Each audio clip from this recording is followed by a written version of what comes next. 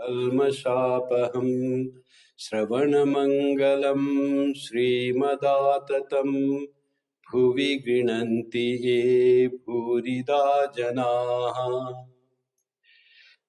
The nectar of thy words gives life to those scorched by the world. Those words which have been declared by the knowers of truth dispel our ignorance. The very hearing of them is beneficial. Thy words are beautiful, pleasing to the ear, pleasing to the heart. They are inexhaustible in the benefit they confer. Those who recount them on the earth are the givers of the highest and the best. Oh. Welcome to the scripture class, and today the subject is the Gospel of Sri Ramakrishna. We are on page 277, the Master and Yam. Sri Ramakrishna continues, a distinction between a Jnani and a Bhakta. How a Bhakta behaves in this world and how Jnani does. So he says first now about the Jnani. The Jnani, or the one who realizes the ultimate reality by the process of not this, by negating the world. And he is called a Jnani, a knower of Brahman.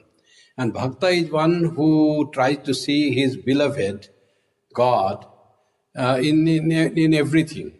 So he is supposed to be a Jnani. He loves God and he tries to see God in everyone.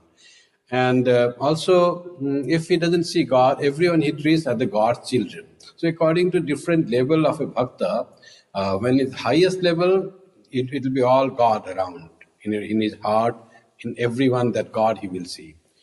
And the Jnani is like little afraid of the world, that he'll be caught in the message of Maya. He or she wants to save from the Maya and tries to focus on the self, that this whole world is unreal. So I have to save myself from this unreal mess of this unreal world. It may stick me any time. I may be stuck into this world. A Bhakta doesn't fear at all, because Bhakta knows there is God to save him, and he wishes to lead his life according to God's will.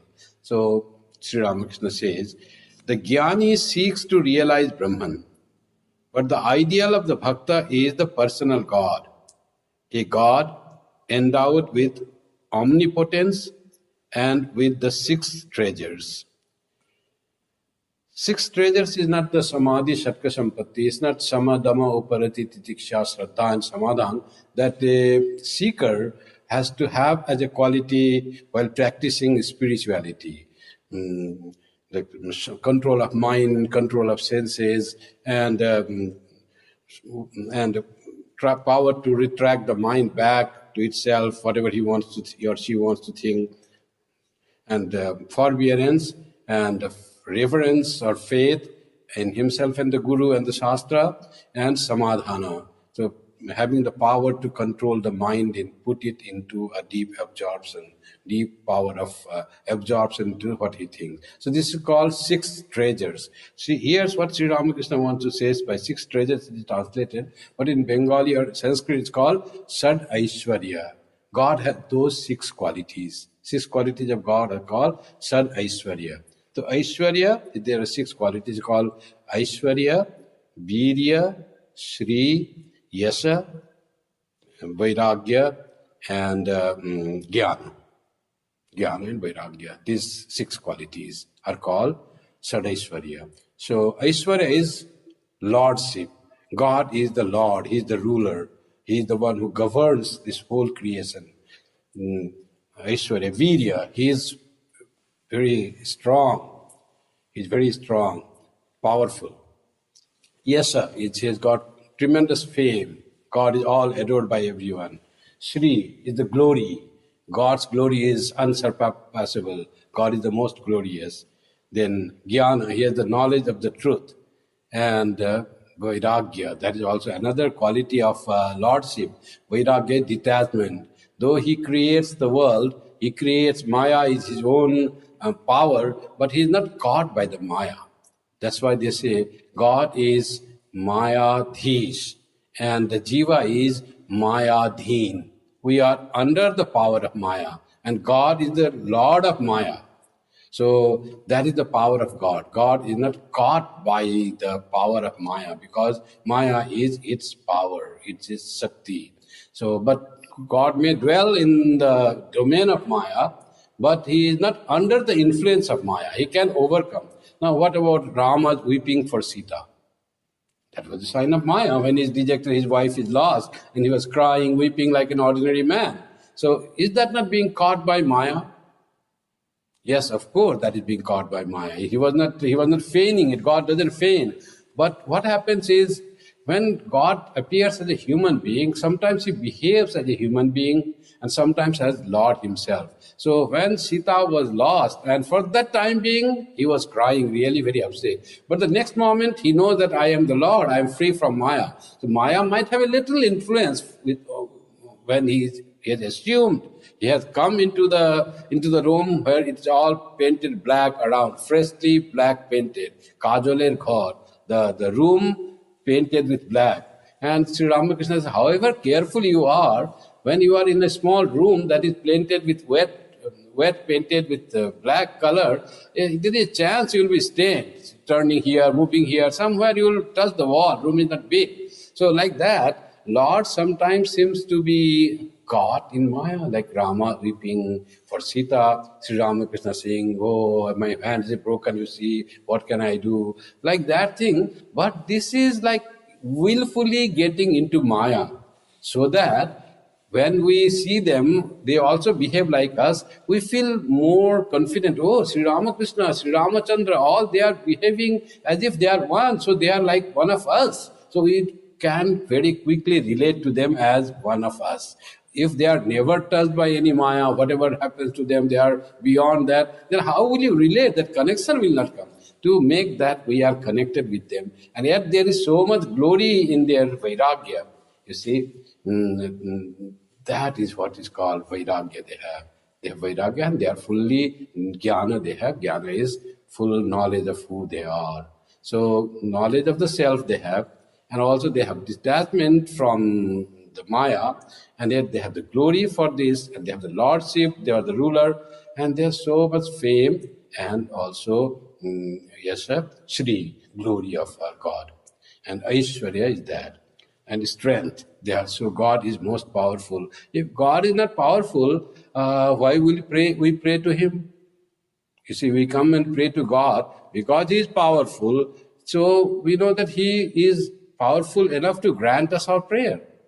So in one stage, we have to think of God as someone who is able to give us what we seek, right? From peace or any thing in the life that we lack, God has the power to grant us. They say that, but what about worshipping God as a child? Vatsalya bhava. So child doesn't have power. And when one worships God as the child, really that time the devotee doesn't seek anything from God.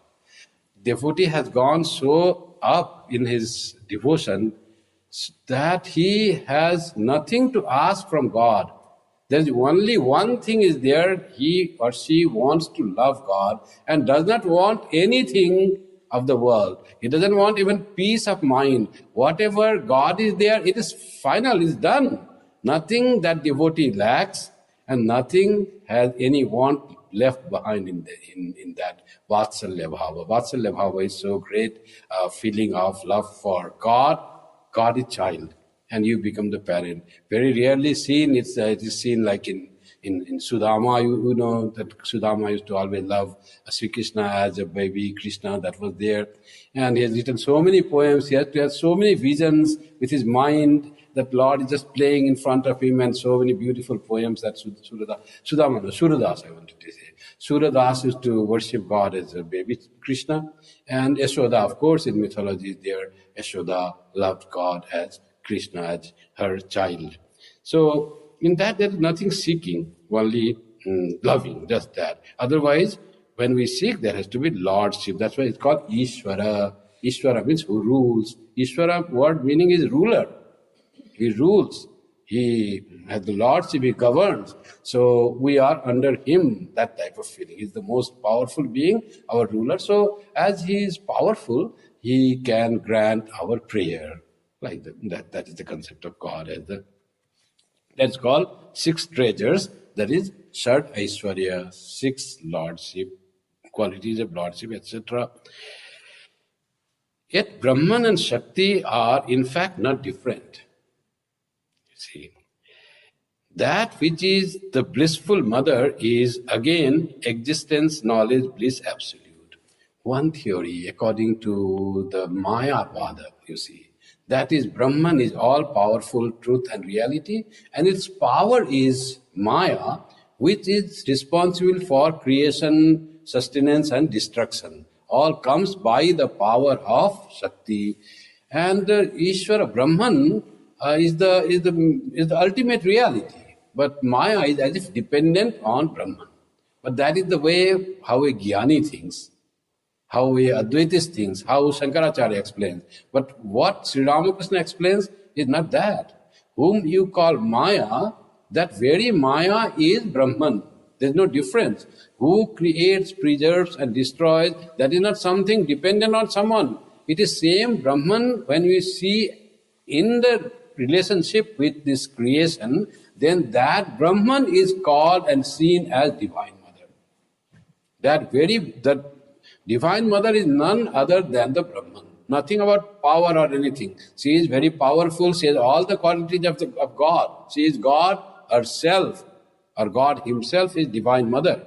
So Brahma and Shakti are same. That's what Sri Ramakrishna is saying is. When you worship Divine Mother, she may be Shakti, but that is Parashakti. That is the ultimate reality. And that is the one who creates, preserves and destroys. But that is the one, when you meditate on that Divine Mother becomes Brahman, the ultimate inactive principle. It is the same principle seen as Maya. It's not that Maya is different and Brahman is different. One principle sometimes you perceive or realize as the Brahman, non-dual. The same principle when you worship as the Divine Mother, same principle you worship as the Divine Mother, as the creator, preserver and destroyer or absorber, whatever is there. Whole thing comes from the Divine Mother. So that is how it is. Mother is again existence, knowledge, bliss, absolute. She is Satchidananda. Not only Brahman is Satchidananda, but Shakti also is Satchidananda. That is the concept of the Divine Mother. They are like the gem and its luster. Gem and luster. When one speaks of the luster of the gem, one thinks of the gem. And again, when one speaks of the gem, one refers to its luster. One cannot conceive of the luster of the gem without thinking of the gem. And one cannot conceive of the gem without thinking of its luster. Something are very much together. You cannot distinguish, you cannot separate. They are identical and unified like gem and luster. Gem has the shining power of gem and the gem itself. So gem, wherever gem, that nicely cut gem will be there, it will have that shining power. You cannot separate them. And whenever there is gem shining power, there is gem has to be there. Like fire and its power to burn. There's another common example that is given. That you cannot separate burning power of the fire with the fire itself. If fire is Brahman, its power is Maya, Shakti. So can they be separated? This is the same one being. That what is fire? That burns. So if you only distinguish technically that it burns, that's why it is Shakti, and fire that we see, perceive, that is Brahman, which we realize that is Brahman. But without burning power, it's not fire at all. You have some fire, in the what you call fire places nowadays. It just looks like fire. There is something fan inside and something flying. It looks like flame. So it looks like fire and doesn't have burning power. And that's why it is not fire at all. It just looks like fire. Because it doesn't have burning power, it's not fire. So fire has to have burning power. Now electrical fireplaces, They have that power from the electricity it comes, there is the heat comes, so that flame is just a show, but there is the power, heat is there. So you can say that fire comes not from wood, but from electricity. That is the same power of burning the fire transformed into something else. The fire can come from electricity, fire can come from sun, fire can come from firewood, coal. So different ways fire can come, but it is fire. Existence, knowledge, bliss, absolute is one, and the one only.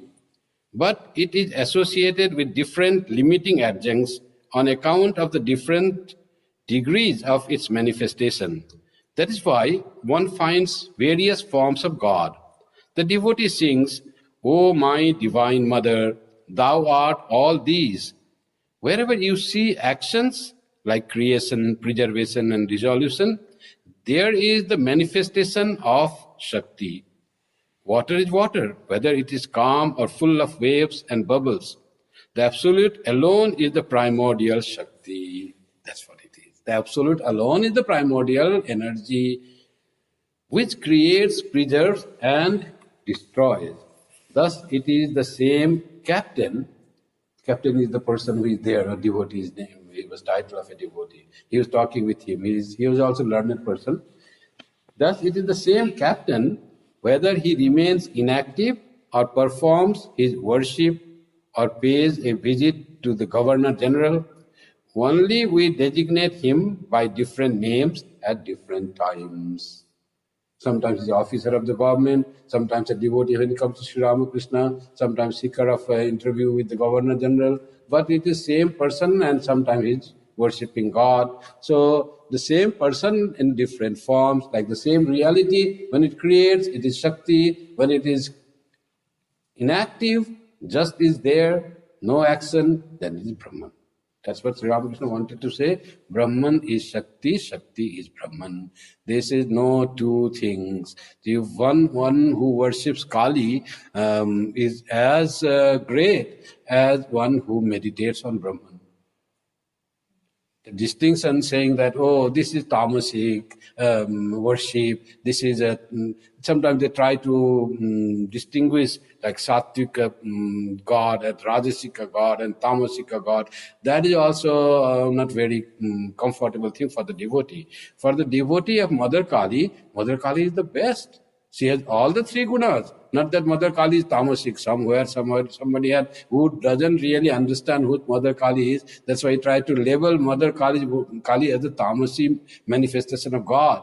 But Mother Kali is Trigunatmika. Whole creation is Trigunatmika. And she is the one who has created this whole universe out of herself. That's why the universe and creation has all the three gunas.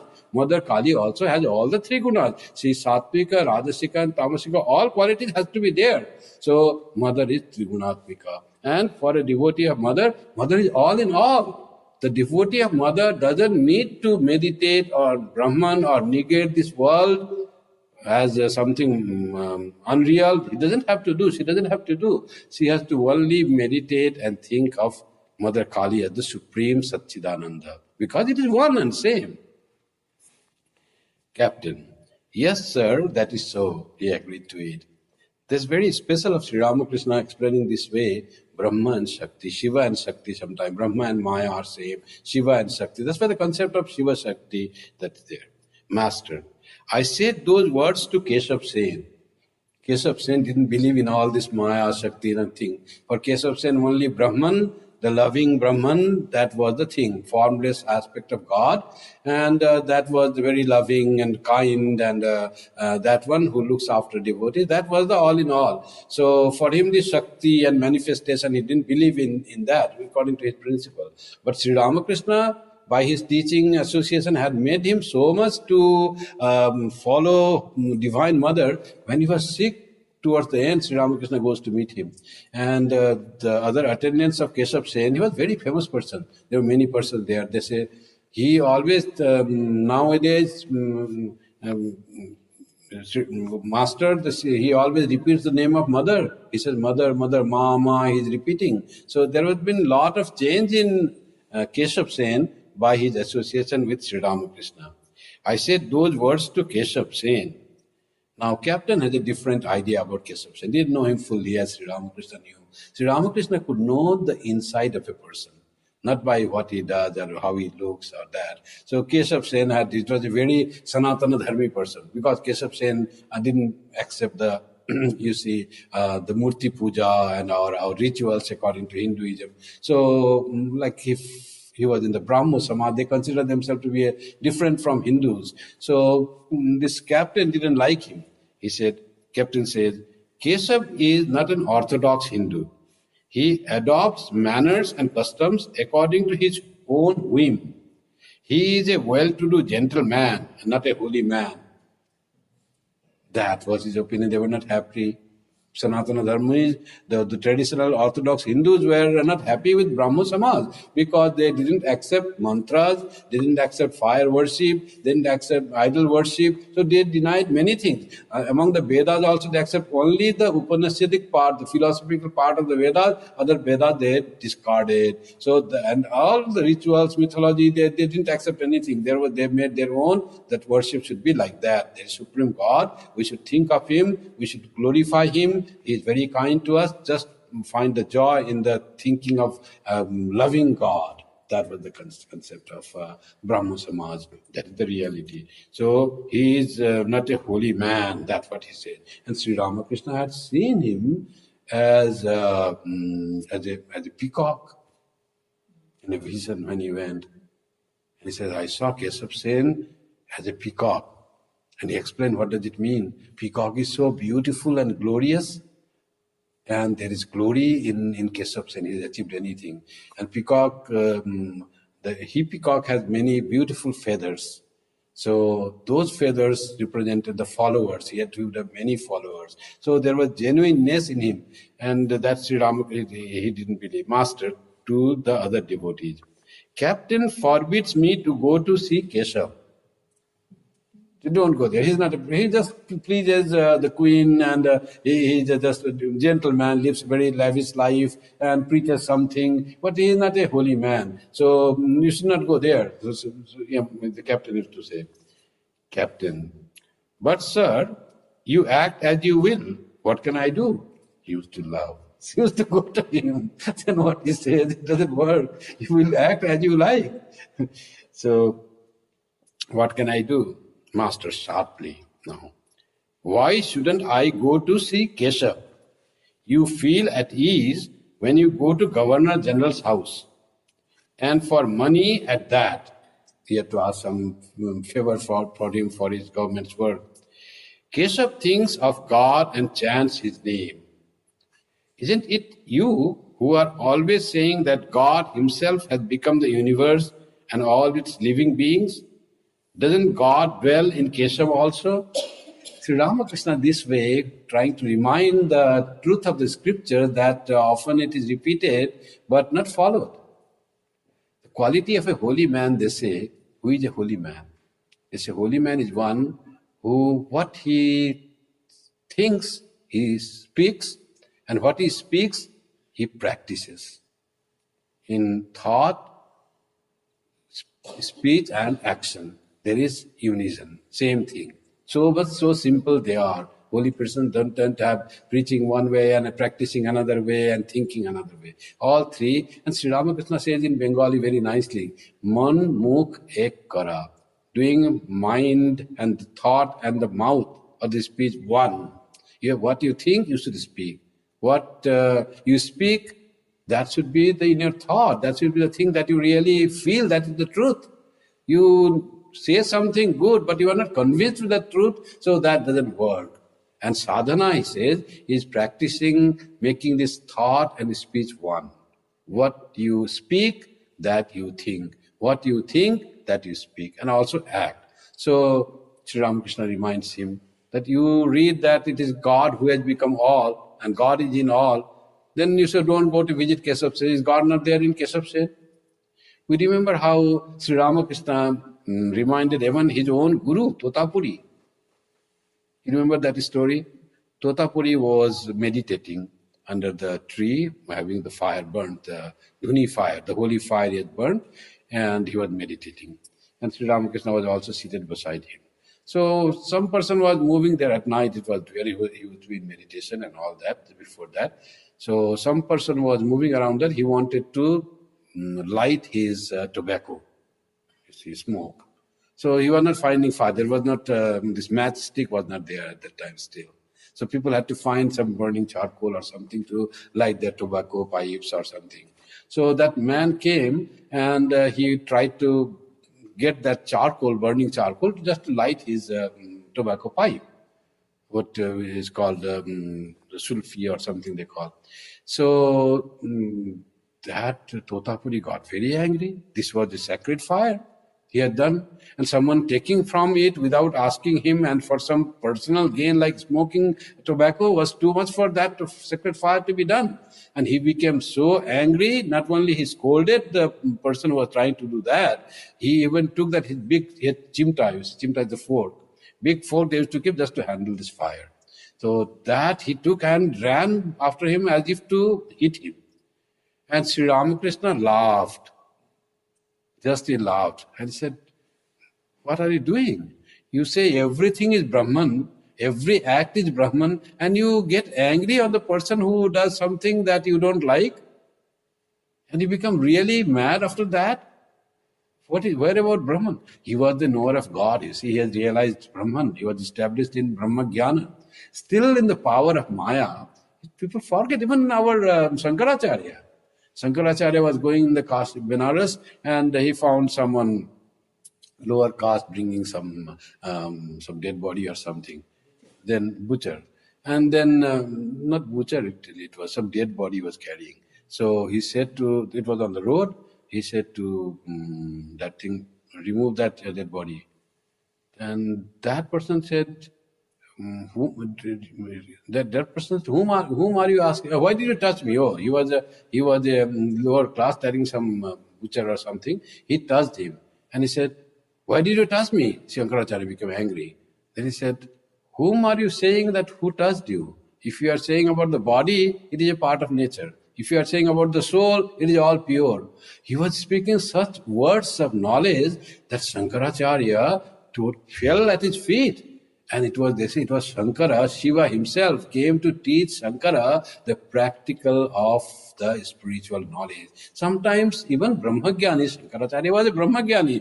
They also tend to forget the reality, forget the truth, being in the Maya. That is what touching some black paint when you are in a room that is freshly painted with black. It is wet paint is there. So sometimes that it happens to even the men of human beings of knowledge. So here also that Totapuri also got that thing. He forgot that it's all Brahman, nothing else exists, and everything other than everything is Maya. So why should one get really angry on that? So he became really angry, and Sri Ramakrishna said, "What you preach and think, it doesn't come into your action. So it has to come." That was the lesson. Totapuri learned many things from Sri Ramakrishna. He didn't accept Maya or Shakti. He said, "What is Shakti? All is in my power to control my life as I do. Shakti is powerless to do anything to me." And Sri Ramakrishna somehow he had wanted to one day have stomach pain and he is not able to meditate. What happened to your power that you can do whatever you like? He tries to meditate in tremendous pain. You see, he came to Bengal, and Bengal water was not good, or he ate something, did a lot of trouble, and he got that thing, and then he thought, "I am unable to control myself, so now no more living. I should give up this body."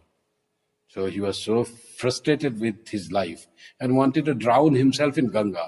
So he goes in the Ganga, and the Ganga also, he says he's not drowning. He walked and found that it's another shore, other side of the river, other bank is already seen. He can see the trees. So he failed. He couldn't even drown in Ganga. And then he thought, what is this Maya? There is something called very powerful thing that governs us. He came to Sri Ramakrishna, and Sri Ramakrishna said, "You don't accept Maya, that's why it all happens." He said to his disciples, Swami Vivekananda, he said this to his guru Totapuri.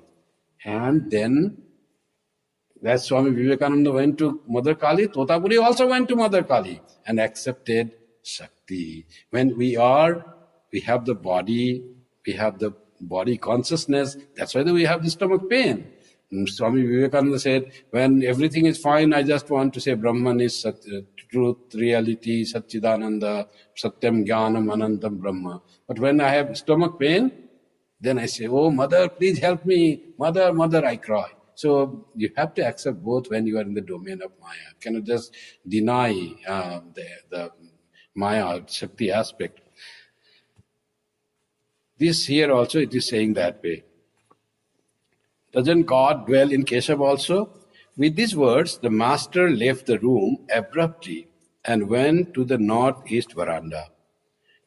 Captain and other devotees remained, waiting for his return. Yam accompanied the master to the veranda, where Narendra was talking with Hajra. Sri Ramakrishna knew that Hajra always indulged in talking with Hajra. Sri Ramakrishna knew that Hajra always indulged in dry philosophical discussion. Hajra would say, the world is unreal, like a dream. Worship, food offerings to the deity, and so forth are only hallucinations of the mind. The aim of spiritual life is to meditate on one's own real self. Then he would repeat, I am he, aham brahmasmi, soham. But with all that, he had a soft corner in his heart for money, material things, and people's attention. That was Hajra, the dichotomy in his personality, talking very high and yet thinking low. Because his soft corner means he wanted some money, he had some debt in his village, he had to pay that, and he wanted fame, so people come and listen to him. And he used to talk very tall talks. Narendranath boy was very much, he used to listen to him, his talks were very nice. He's talking about Brahman, the reality, everything, and he tallied with Narendranath's thoughts also.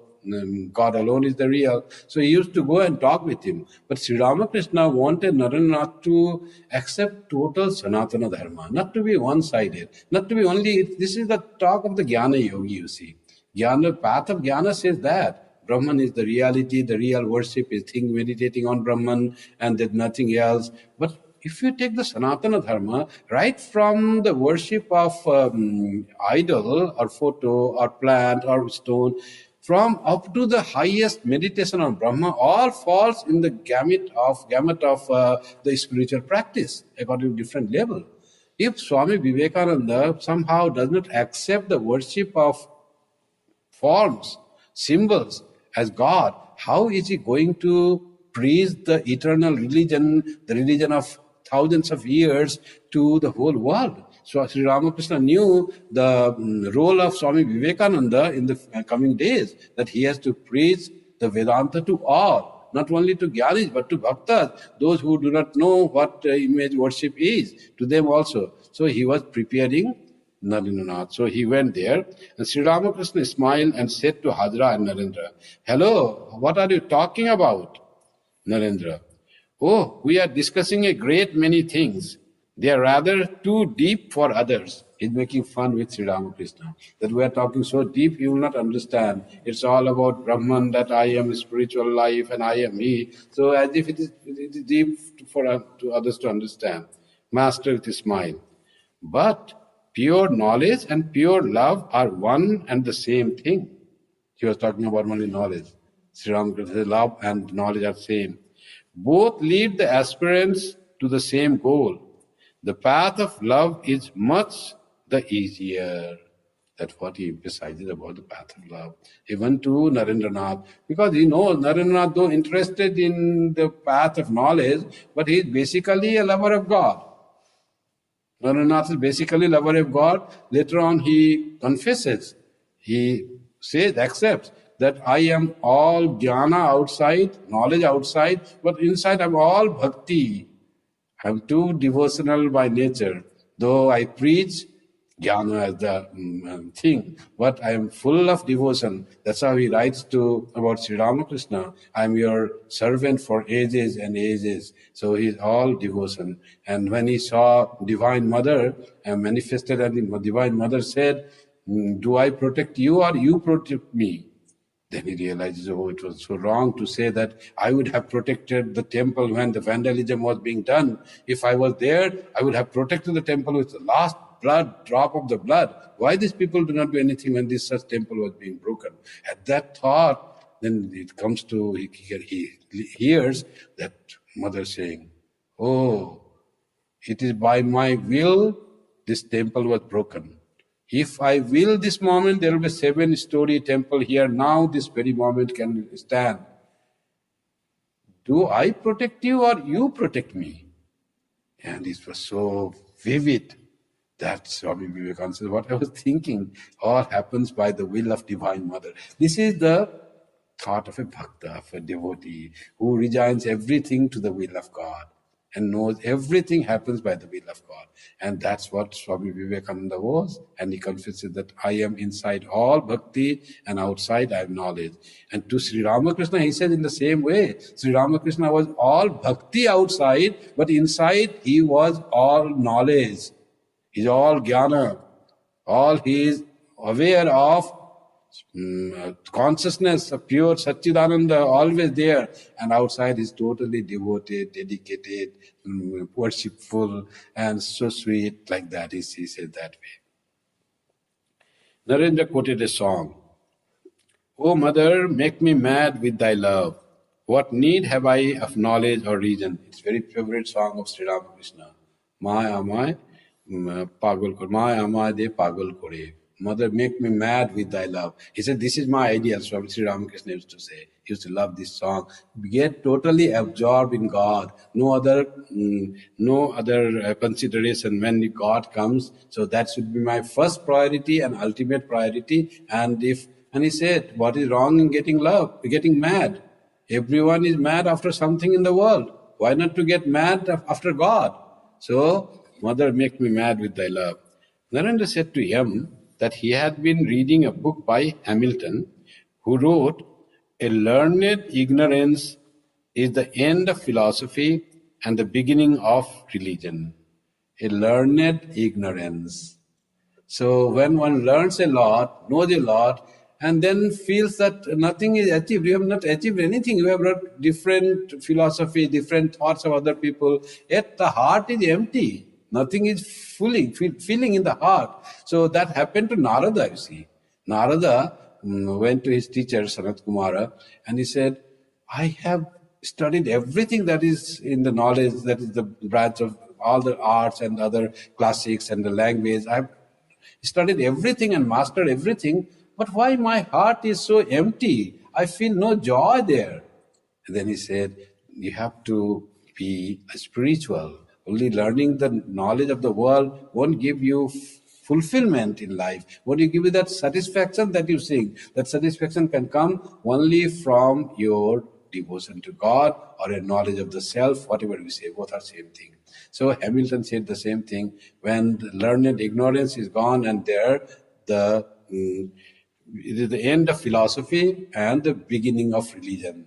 Then you start to find that inner depth of thoughts, that there is something more than the external learning that of the science and the arts and other languages. So there is something more that to be learned and experienced, and that is about God. Master to Yam. What does that mean? Because Swami Vivekananda must have told in English. What does that mean? Sri Ramakrishna knew, they say about half a dozen of English words. Thank you, he used to say, good, like that, some few words he knew and he used to use sometimes. But this was a big sentence. What does that mean? Narendra explained the sentence in Bengali. The master beamed with joy and said in English, thank you, thank you. Everyone laughed at the charming way he said these words. They knew that his English vocabulary consisted of only half a dozen words. So this was very nice sometimes to say, because the word was said in the English, that he said thank you to them. So much fun and so much witty was Sri Ramakrishna. It was almost dusk when most of the devotees, including Narendra, took leave of the master. Sri Ramakrishna went out and looked at the Ganges for a few minutes from the west porch.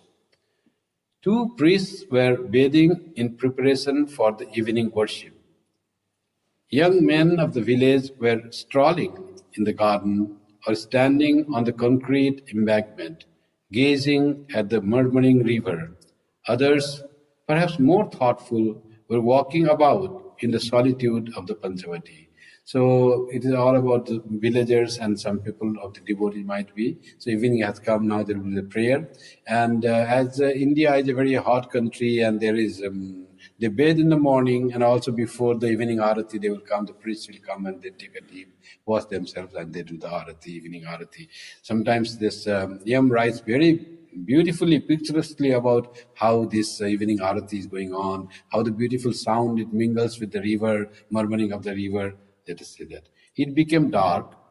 The maid servant lighted the lamp in Sri Ramakrishna's room and burned incense.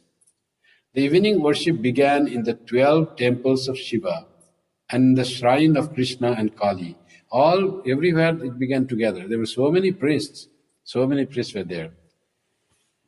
As it was the first day after the full moon, the moonlight soon flooded the tops of the trees and temples and touched with silver the numberless waves of the sacred river. How poetically he writes about the scenery, how beautiful the surroundings had become with the rising of sun. So everything has become lighted with the moonlight. The master returned to his room. After bowing to the Divine Mother, he clapped his hands and chanted the sweet names of God.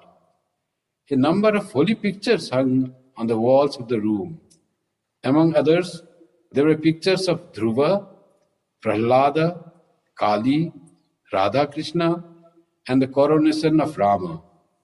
The master bowed low before the pictures and repeated the holy names.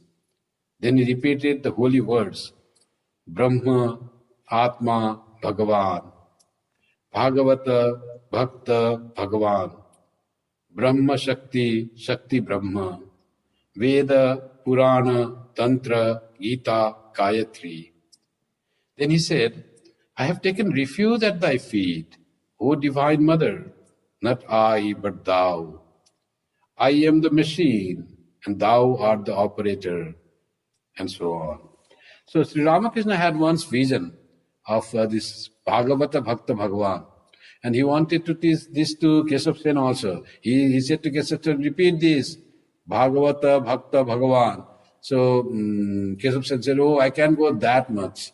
So Bhagavan is God, for him it is Brahman. It cannot be with the Bhakta same as the Bhakta, it's not in philosophy. But Sri Ramakrishna was once there, he saw the light from the divine image coming and touching the holy book and touching the priest who was reading that. So he knew that all these three are same.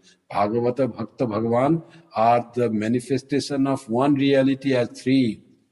Bhagavata is also God. That's why Kathamrita, some people worship Guru, or in Sikhism, the whole book is worshipped as God, Sri Bhagavan himself.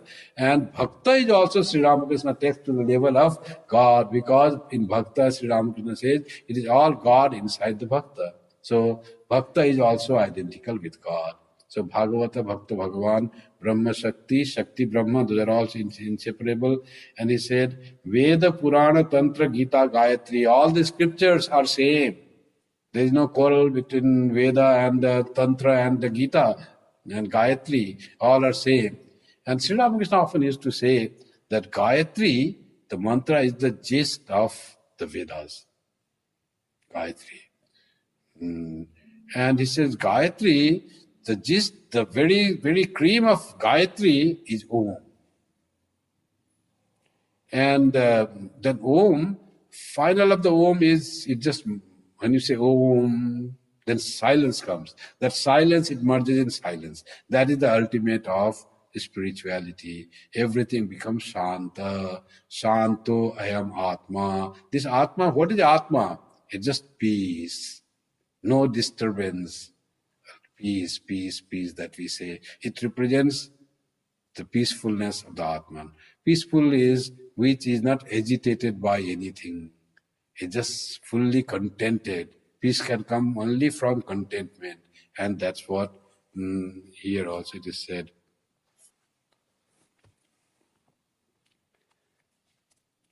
While the master was meditating in this fashion on the Divine Mother,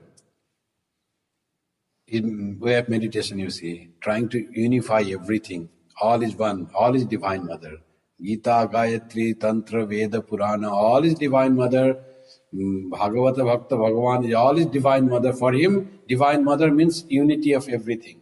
While the master was meditating in this fashion on the Divine Mother, a few devotees coming in from the garden gathered in his room. Sri Ramakrishna sat down on the small couch. He said to the devotees, Narendra, Bhavanath, Rakhal, and devotees like them belong to the group of the Nitya Siddhas. They are eternally free.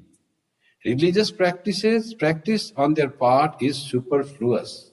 You see how great were these devout disciples of Sri Ramakrishna, young boys, Bhavanath, Rakhal, and Narendra.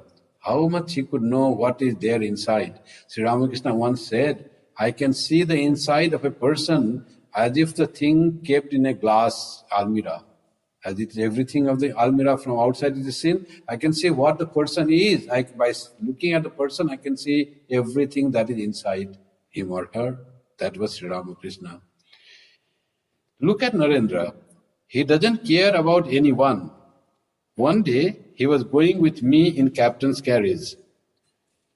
Captain wanted him to take a good seat, but Narendra didn't even look at him. He is independent even of me. Beautiful, you see. He is independent even of me. So captain was there, he was the elderly person, senior devotee of Sri Ramakrishna, learned man. He said, come and sit in a nice place. He said, Naren even didn't respond, didn't look at him, didn't go there at all. And Sri Ramakrishna was all praised for this thing. It was like arrogance, not accepting the offer of a senior man. He was such a good devotee of Sri Ramakrishna. So much he used to praise. But Narendra did that. He's so independent. He is not under anyone. He doesn't have to accept what one has said. This is all praise for. And he even doesn't accept me sometimes. You see. He is independent even of me. He doesn't tell me all he knows, lest I should praise his scholarship before others. What a humility that Sri Ramakrishna knew. Looked like arrogant, but so much of humility, so much of love was in Narendranath. One beautiful talk is there in Bengali, that's the only thing.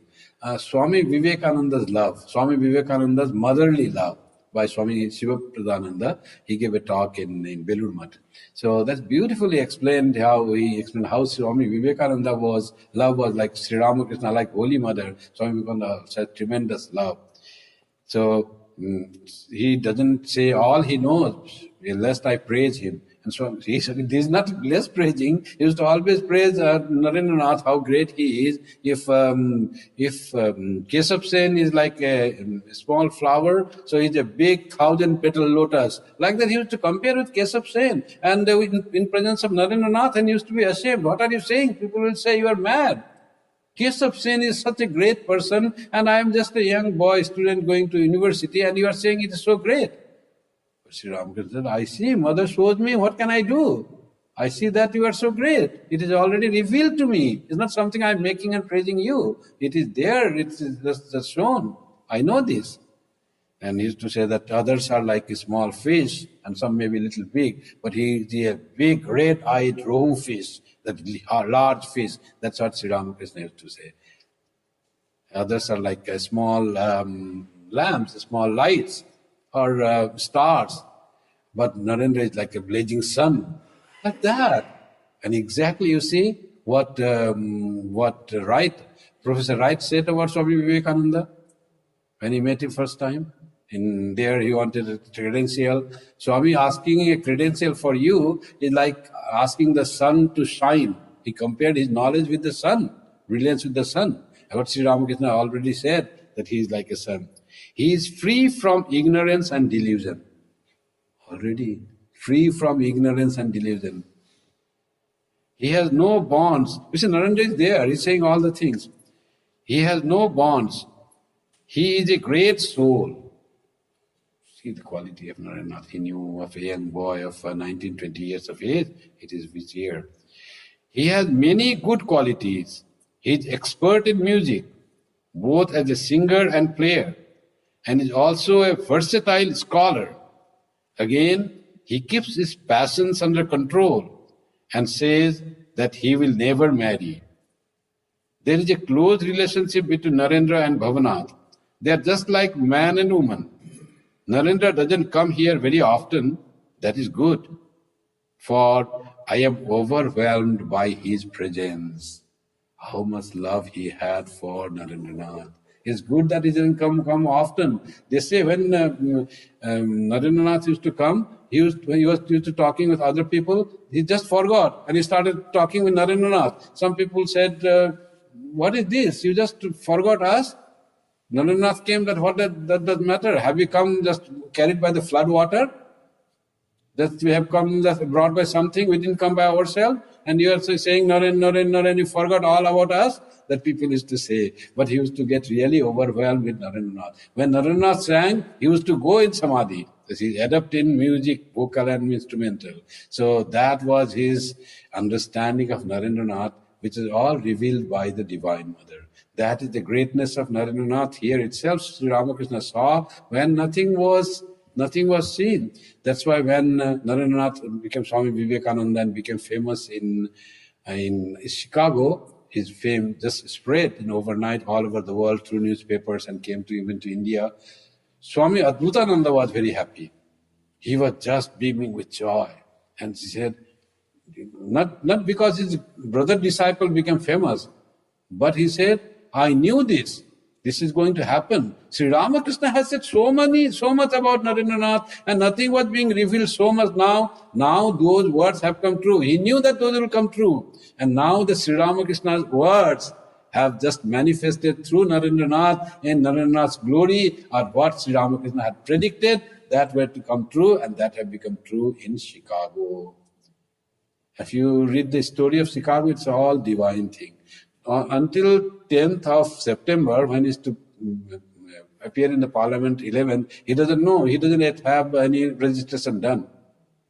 And so late he's not registered, you see. And he always lost the address. He doesn't know how to go. People don't understand. But how everything was carried by the divine providence. He used to say back in India, that parliament of religions is being made for me. That he used to say, is for this it is being made. And that's what it seems. Everything is through the power and will of the providence that all this happened to preach the great truths that the East has generated in the spiritual practice of thousands of years, and which were manifested through the great life of Sri Ramakrishna, that were not to go in vain and not to be lost. Such a great personality had born, not to just finish with the life and only shedding light to a few people around. It had to impact to a greater, larger humanity, and that's what all this Parliament of Religions and all that. And who will do that? That is Swami Vivekananda. One in Bengali literature is there. He said, Swami Vivekananda, the horse of Sri Ramakrishna. So what is the title? Horse of Sri Ramakrishna. What does it mean? So it is that, as on the horse, rider goes someplace, like that, on Swami Vivekananda, Sri Ramakrishna moves. What Sri Ramakrishna does is bringing Swami Vivekananda does is bringing Sri Ramakrishna to the places wherever he goes. He just brings Sri Ramakrishna there. That's how that, what is the name of that? That person said that is like that title. So with this, we close our today's scripture class. Om Shanti Shanti Shanti Harihi Om Tat Sat Shri Ramakrishna Arpanamastu Jananim Saradam Devim Ramakrishnam Jagadgurum Padapadme Tayo Sritva Pranamami Muhurmuhu.